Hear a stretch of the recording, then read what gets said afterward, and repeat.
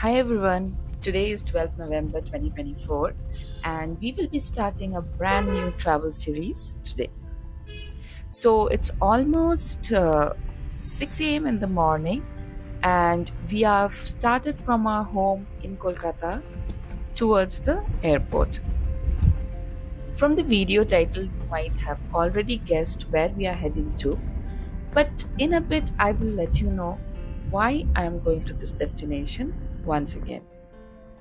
It's a pretty short distance from my home because we stay in Dom cantonment, almost like 20 minutes or so, and we are now arriving at the departure gate of the Kolkata International Airport. So a quick tip here, if you are traveling through Kolkata Airport, do download the DigiYatra app because Kolkata Airport is DigiYatra enabled. Just upload your boarding pass and you will have a very smooth entry into the airport. So today we have a flight at 7:40 a.m. from Kolkata to Bagdogra and we are taking Indigo as the carrier.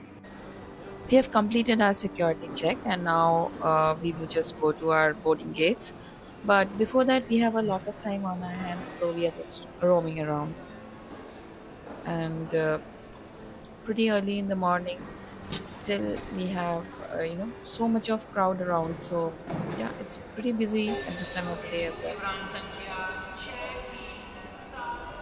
So I think first thing that we do when we come to any airport is look around the bookshops, and this was also not an exception. So we just took a detour, checked out some of the books, magazines, anything we can take on the flight.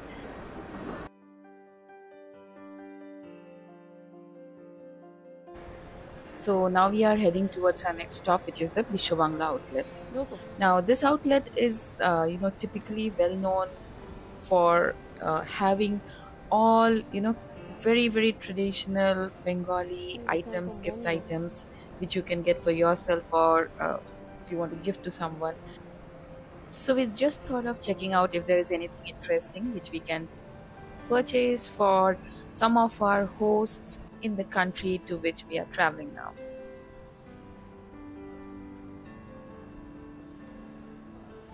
Though it was early morning, we still felt a little hungry, so we thought of getting a few snacks from KFC. I know you would say this is unhealthy food, but this is like a once in a while indulgence that we do when we travel. And now we are at the gates waiting for our flight boarding announcement. The boarding has started on time, and now let me finally tell you the destination name. So yes, I think you already know we are again traveling to Bhutan, second time in the same year. Okay, so this time it's like our agenda is to enjoy the autumn festivals of Bhutan. Last time when we went to Bhutan, we had missed out on witnessing any of the beautiful festivals of Bhutan. So this time specifically the agenda is to witness festivals and other things. To open, lift the buckle. It is recommended to keep your seatbelt fastened at all times. In case of an emergency landing, slides or slide rafts may be deployed. Please read our safety instructions. Now we are taxiing and shortly we will be taking off to our destination. So today we will be traveling from Kolkata to Bagdogra as the first leg of our travel, and from Bagdogra we will be picked up by our cab which we have already booked through our tour agent. So they will pick us up from the Bagdogra airport directly, and then we will head towards Phuentsholing or Bhutan borders today itself. Now you must be wondering why we are going to the same country in second time in the year. So let me tell you a bit about the way I like to travel personally. So whenever I feel that I'm in love with a particular place, then usually I would prefer to visit that place in a different season once again.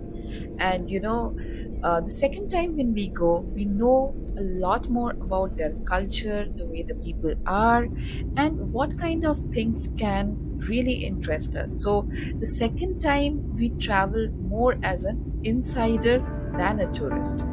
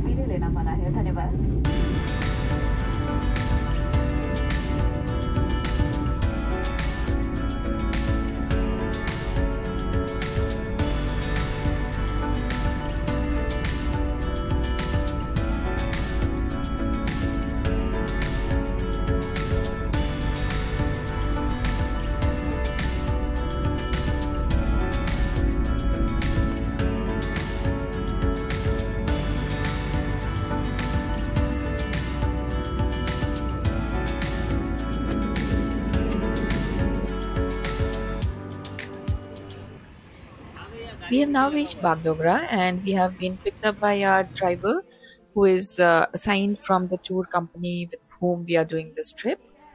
And we stopped over at a local tea joint to have some quick tea break and then head towards Phuentsholing.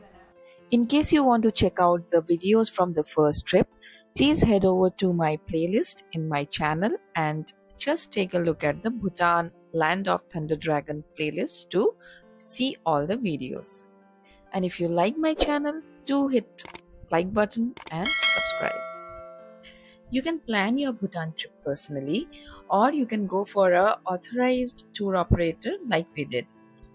And if you are wondering how you can validate the authenticity of your tour operator, so just go to Google and search for .certified operators in Bhutan and you will get a complete list wherein you can look up for your preferred tour operator. These are all registered tour operators under the Department of Tourism, Bhutan. Just like our previous trip, we are traveling with Amedewa Tours and Trek once again. I was highly impressed with their services the last time, which is why we chose them again. I will leave their description below, but just in case you want to look them up in Google, just go and type Amedewa Tours and Trek and you will find all the details. Their rating in Google as well as TripAdvisor is pretty high. And trust me, they did give us a very good experience in the overall trip.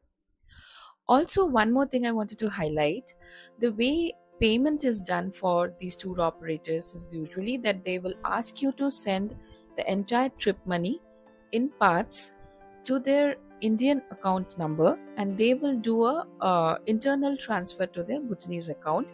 It is completely safe and there is nothing to worry about in this process. There are two ways to reach Bhutan, by air or by road. Flying is the fastest but more expensive option, while traveling by road is more budget friendly but it takes longer. If you choose the road route, you can fly to Bagdogra and then embark on a 160 km journey to Phuentsholing, which will take approximately 4 to 5 hours. Phuentsholing on the Bhutanese side and Jaigaon on the Indian side are neighboring border towns. Upon reaching Phuentsholing, you can either stay overnight or proceed directly to Thimphu after completing immigration formalities, which adds another 5 hours to the overall journey.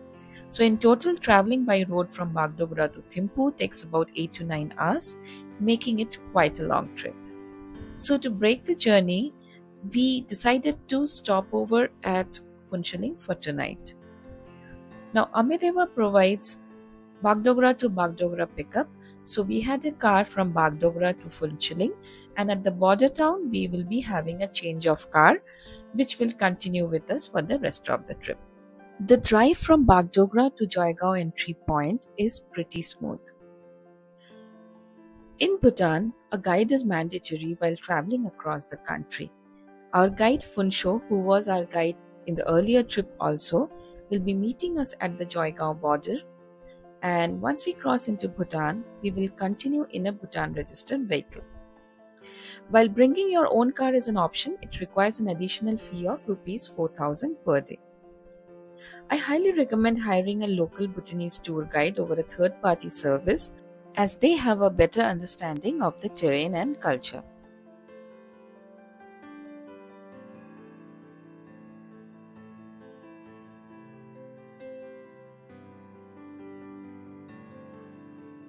Bhutan is 30 minutes ahead of Indian Standard Time. So when you're planning your trip, make a note of this time difference so that you can reach on time, especially in the border area for your entry formalities. Those blue mountains that you are observing in the backdrop are all Bhutanese mountains. So it's a very exciting thing when you see these mountains, you know that you're almost there at your destination.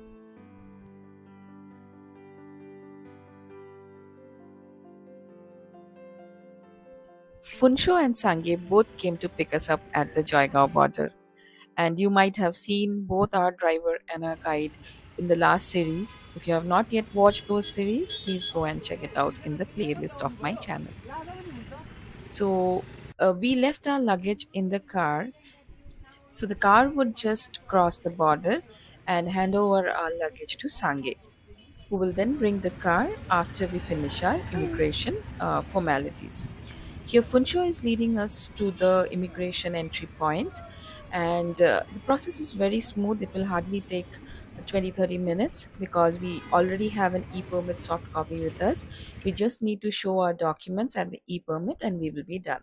Here are some key details about Bhutan immigration. Adults must either carry a passport or a voter ID as a proof of identity. Aadhaar cards are not accepted. For minors, a birth certificate is required and they must be accompanied by their parents. Another crucial aspect is the Sustainable Development Fee or SDF. Indian travelers are required to pay 1200 rupees per person per day when traveling beyond the border towns. Since we were staying in Phuentsholing for today, so there was no SDF for today. Welcome officers to Bhutan now. So with the traditional way. In Bhutan, Khadar is a ceremonial scarf presented as a gesture of goodwill, respect, and blessings. Last time when we came to Bhutan, Funsho had forgotten to give us this ceremonial scarf. So that's why we joked a lot with him that this time when we are coming, he has to make sure that he is giving us the scarf. Now let's talk about the entry permit. If you are traveling through a tour operator, it's best to ask them to process your entry permit in advance and provide you with a soft copy before your trip. Without a pre-approved permit, you will need to complete the entire process upon arrival in Bhutan, including submitting photographs and paying the SDF. Since this process can be done online, getting it sorted beforehand will save a lot of time. We are now done with our immigration formalities and will head to the hotel. But before that, we wanted to stop by one of the general grocery stores in Phuentsholing to pick up some snacks and soju. So here we are inside a mini mart kind of a shop wherein you can see so many things are there. You can have food, soju, drinks, any kind of cosmetics. All of these are there in such kind of shops. After this, we went to get SIM cards for both of us because this time we were traveling to some remote areas like Bumthang, Trongsa, etc. and we wanted to have a good connectivity while we were traveling. We have now reached our hotel Lotus Villa, which is situated on the Phuentsholing Thimphu highway. And it was a very short ride from the market, like 3-4 minutes ride, I think. So it is almost 1:25. We will just quickly freshen up and then we will head for some food. Look at the beautiful hotel. So the lobby looks really beautiful. I am hoping that the rooms will be beautiful too. Funsho would take care of all the check-in process as usual, and we just had to provide our ID card while checking in. So now we are being served with the welcome drink. You take, I'll just shoot it. Yeah. Without ice, right? Yes, thank you. And I have watched your YouTube, and then so you have made it very interesting. I have so many footages of you. Did you see yourself? Yes. And then I made you famous. We fit in third floor.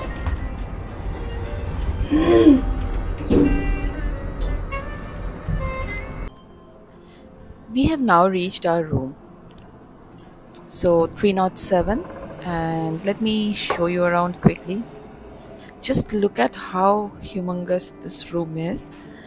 There are 2 twin beds. That is usually what we prefer during our travels, just for the comfort of sleep. And they have a coffee maker and all coffee unit here. And then from the windows you can see something like this. There's another hotel here. I can see part of the highway over there, and yeah, it is a good view from here. So the room is pretty big. I'm a little surprised because this is like a deluxe room and it's quite spacious. So there's a mirror also over there. There are seating sofas LCD TV, and this is the other window. From here also there is one more hotel which we can see. So the view is a little bit obstructed by both of these hotels, but we don't care much because it is just a one night stay over here. We are good with whatever we have. And let me quickly show you the washroom also. So the washroom is also pretty big and pretty spacious. All the fittings and the quality of the materials used are very nice. Just look at this. The hair dryer is what made me really happy. Not every hotel will have this. The room also has an ensuite safe and ample storage. After quickly freshening up, now we are headed towards some restaurant in the city center to grab some lunch because it's already past noon time, and we are just hoping there will be some restaurant open where we can have some light food. So the plan is that after having food, we will cover some of the sightseeing points in Phuentsholing today itself, because tomorrow early morning we leave for Thimphu. So it has to be today, and we'll see how much we can try and cover after having some food. So let's go.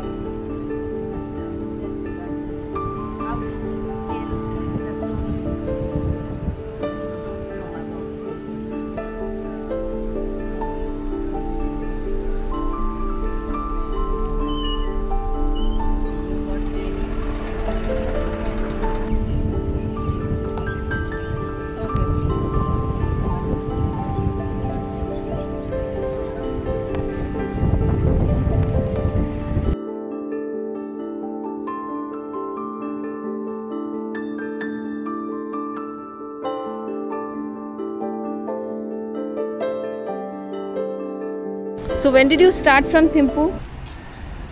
By 7. Our flight was at 7:30. We have now reached Mountain Cafe restaurant, and let's go in. Thank you. Okay. So we will see what we can get.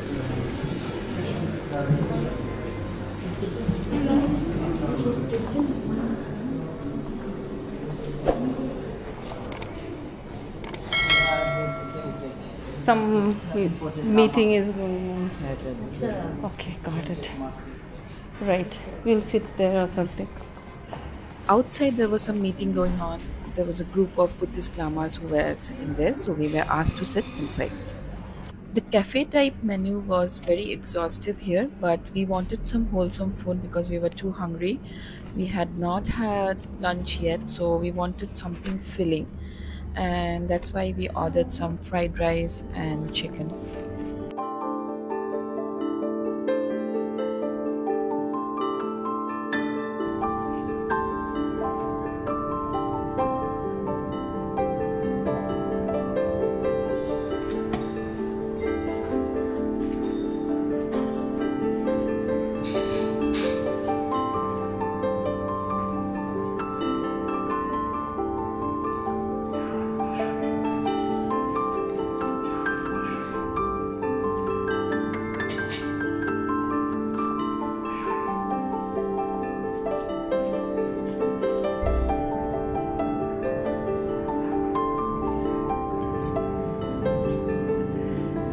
This is chicken and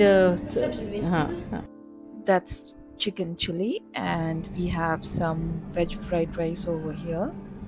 And there is one more item, which is the sorted vegetables, which are on the way.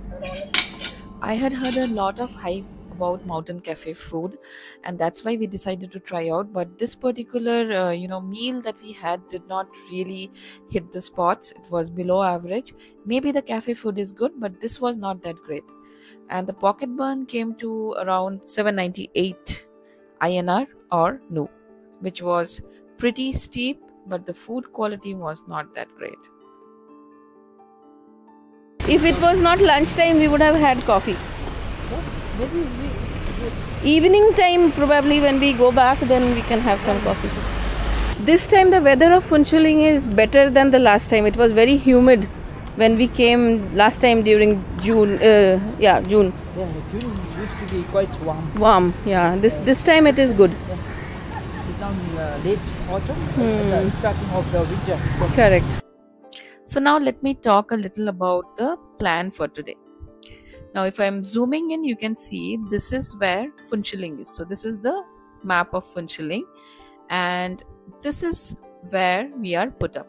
So Lotus Villa is our hotel, and from Lotus Villa we have come down to Mountain Cafe for grabbing something to eat, and you can see it right over here. And from that place, that cafe, the place where we entered into Bhutan is 0 point. So it is very near to the 0 point landmark in Bhutan, and this is the immigration office. So if you don't have an e-permit, you are supposed to come to the immigration office to submit your documents, SDF, pictures, etc. But we didn't have to do that because we had the e-permit.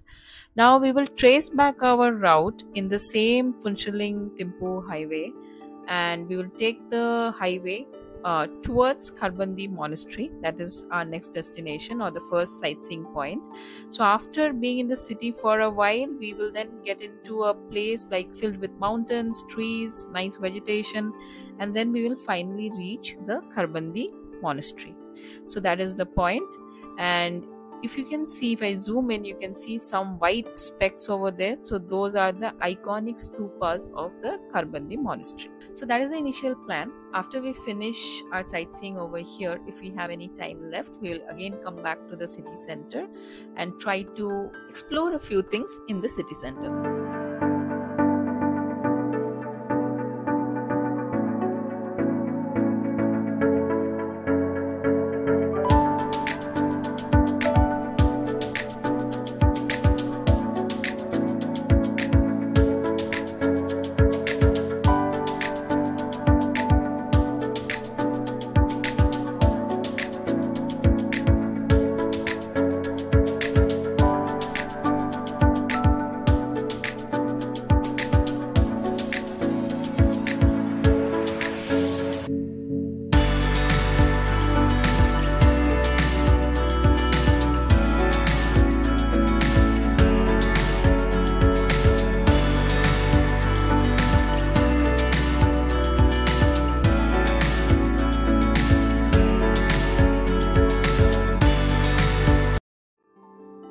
After a 20-25 minute ride from the mountain cafe, now we are at the Karbandi Monastery, or it's also called as the Karbandi Monastery if you look at the spelling. This is also one of the oldest gompa of Bhutan, and now we need to get the entry ticket before we can proceed.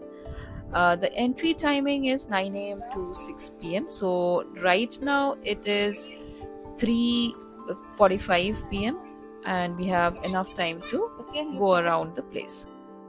We had reached the Karbandi Monastery almost when it was evening time, and hence the sun had mellowed down pretty much. As a result, the walk from the entrance to the Gompa was very pleasant. And this place, since it is on an elevation, we could see mountains surrounding this particular point all around, and you can also notice them in the background. Last time when we had come to Phuentsholing, it was in June, and it was pretty hot and humid, almost like the Indian weather.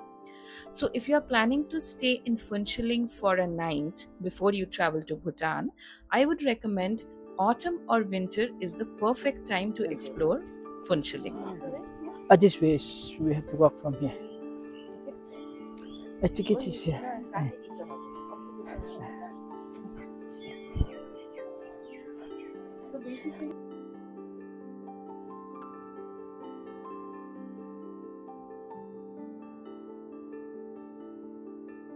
Mommy's favorite again.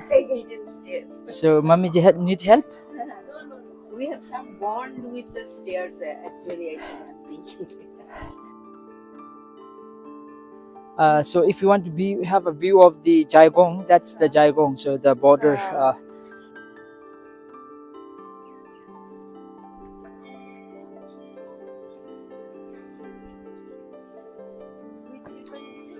There's a Tursa river. Tursa.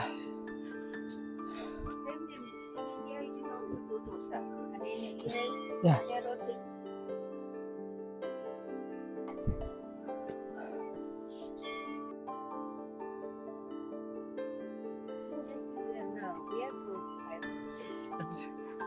Okay, so we'll visit inside the temple. Before that, let me explain about this temple. This temple is very important temple for this Phuentsholing community. So we're here at the Karbandi Monastery. This is known as Karbandi Monastery, a very important and then the famous monastery in this Phuentsholing community. So it's pretty old. So built in the 1967 by the royal grandmother Aji Phintso Chodren. So Aji Phintso Chodren, meaning like the mother of the third king of Bhutan. Yes. So she built this temple in the 1967 for the people of this community here. Whenever like they have a free times and then like have some wishes to be made, then they started to visit here, and then in that way, so it really like played a vital role for the community here. So and then after the tourism started in the country, what happened is, so tourists also started visiting here, especially the people nearby here. So the people who are staying in Jaigong also, like they take a break and then they come here in the holiday, and then they visit the temple. They just like refresh themselves and then enjoy the view of the border and then the Jaigong. So which is like very kind of stunning view from here. Yeah. So in that way, like this monastery, it's really a place where the people gather here, and then so they have a very fruitful time. Yep. So we'll go inside now. Well, so inside, if we go, we can see the three the statue of three important figure of Bhutan. So the Buddha at the center, and then the Padmasambhava Lotus Pond Master at the right side of Buddha, and then the Shabdrung, the founder of Bhutan. So at the left side of Buddha statues. Okay. So three of them are considered as three very important figure of Bhutan. Yeah. Yeah.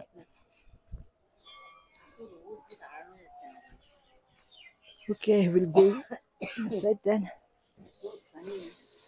Yeah, it's hot. Photography or videography is not allowed inside the monastery as a standard rule across Bhutan. So I cannot show you the photos of the idol inside, but they are very old and they are very beautiful. Interview. Last time, because I was not carrying a mic, we could not capture many things that Phuntsho was saying. So this time I had given him a wireless mic. And I think people were noticing him and asking why that mic is on him. So he was making a joke. Yes. Over the time, so my popularity will gain. Yeah. And then I'll become very famous. Just kidding. So you can see the giant prayer wheel here, and then the stupas. We have 8 type of stupas here. Oh, there are small stupas also inside this stupas, huh? I think it's a stupa of many door. Yeah. Gomang Choten, it's a stupa of many door. Okay. So in short, it is a stupa of many door. So built in the time of Buddha's first teaching, when Buddha was giving a first sermon in the Sarnath Deer Park in Varanasi. So the people constructed this type of stupa to mark that event. Okay. So anyway, this is a stupa of many door. This indicates the many door. And then you can see the building on the other side there. That's a palace for the great grandmother, royal grandmother of the present king, Aji Phintso Chodren's palace. that one? Yeah, yeah. She used to stay there? Yeah, yeah. She used to stay there in his time. Anyway, whenever she is in Phuentsholing, Now who stays here? I think I've heard that it's been now given to one of the master, and then that master used to stay there.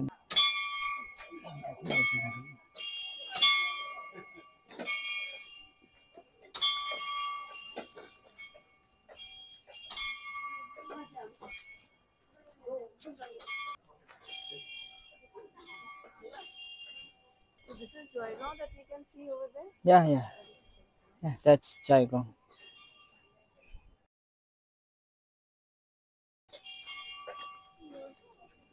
Hey. So, Mamiji, you're asking about this one, no?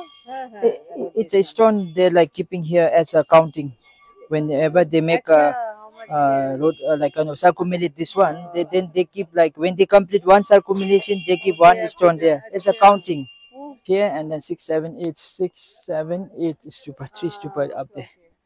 Total like there are eight stupa, and then all those 8 stupa represent the 8 major events of Buddha's life per nirvana stupa. So when Buddha when he attained age of like 80 to 81, he then entered into the Mahaparinirbana. Mahaparinirbana, in a simplest word, we can say the passing away of Buddha. So then during that time, this kind of stupa was built.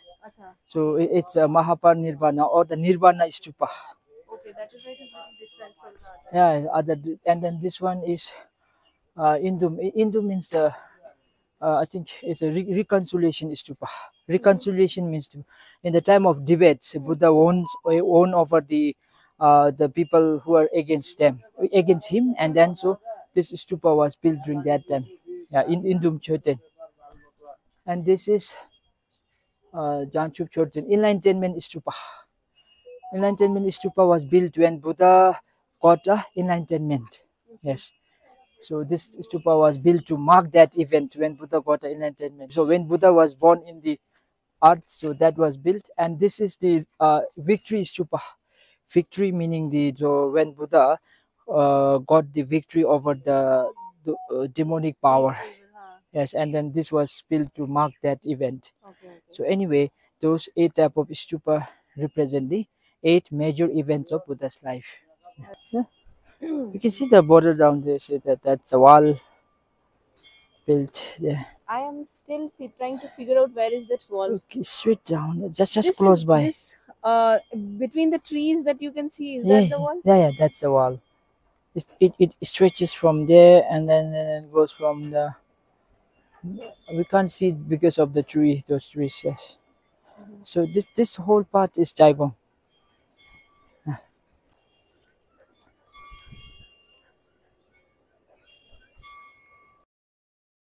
Hinayana mostly practiced in Thai, in Japan, and then in Sri Lanka also. Yeah, so they practice the Hinayana type or the classification of Buddhism, and we here particularly practices the Vajrayana, but like comes under the Mahayana. It's a Mahayana classification of Buddhism, and then particularly we practice the Dragon school of Buddhism. Yeah. That's the thing. And we also have a Nyingma school of Buddhism, which is relevant to the Padmasambhava. So he brought Buddhism for the first time, but that Buddhism was the Nyingma school of Buddhism. Nyingma meaning the oldest school of Buddhism. Yeah. Okay, so center we are going right, so to the Bumthang. So we can find many Nyingma monastery there, and then as you go beyond the Bumthang, also we can find Nyingma Buddhism, Nyingma monastery and all there. Yes. They also worship Padmasambhava and all. Yeah, Nyingma and then this Kagyu, they are interrelated. They can like go hand to hand.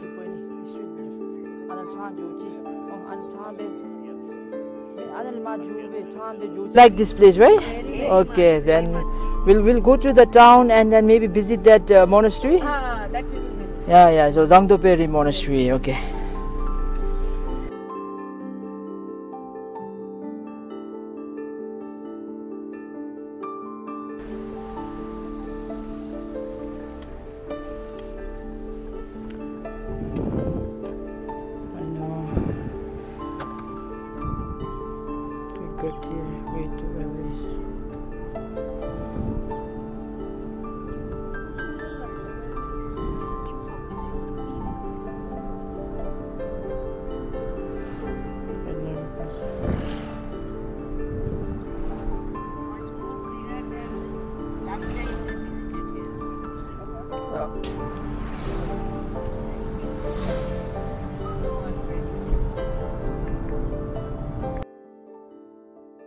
We have now reached the Zangto Pelri Monastery, and it is almost 4:28 p.m. and there is a lot of light around still. So there is no entry fee or ticket for this monastery, and this monastery is situated in the city center. So unlike other monasteries that you have seen in our Bhutan trip, they are located at certain vantage points, but this is within the city, so it's easy accessible for the people who are staying around the place, as well as the people from Joygao also visit this monastery often.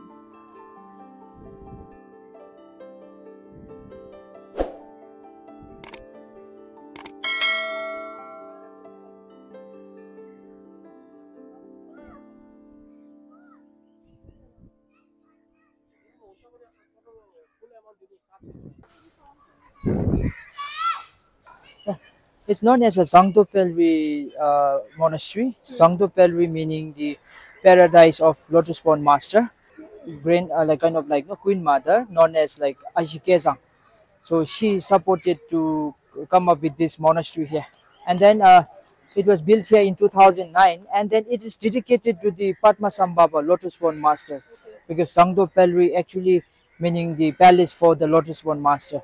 And then this monastery is also for the like the community over here, people who lives in and around this place, because it's easy for them to visit here anytime, make a wish, make a prayer, and then so anything to do with their wish, and then the kind of the ritual thing, they come here and then they do it here. And they have a butter lamp house there to offer the butter lamp in the auspicious day, and then they offer make a wish, and then that. So this place not only serve to the local people, but also for the people living near the border, especially the people in Jaigong also. So whenever they comes to this part of the town, they just come here, relax. Then some they just go around, and then so yeah, they have kind of the spiritual fulfillment here. Yes. We can go inside, right? Yeah, we can go inside.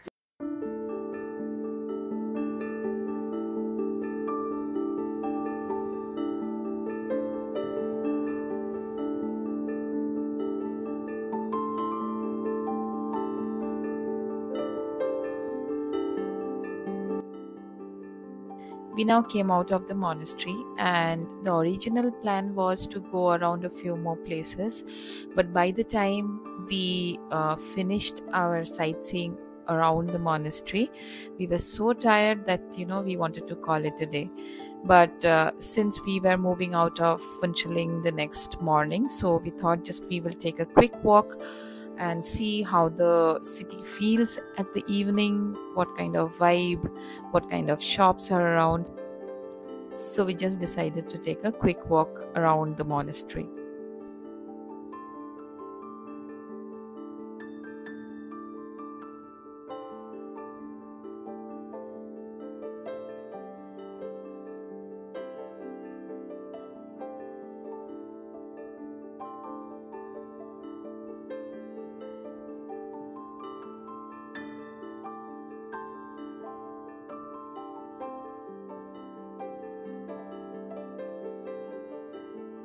The shop that you see on the left is from where we got the soju in the morning, and I think if you really want to try out some soju, you can come to this shop. This is just opposite to the monastery, and this place has a lot of different flavors of soju. They have different fruit flavored soju which are really good, so it is definitely recommended if you are a K-drama freak and want to try out some soju.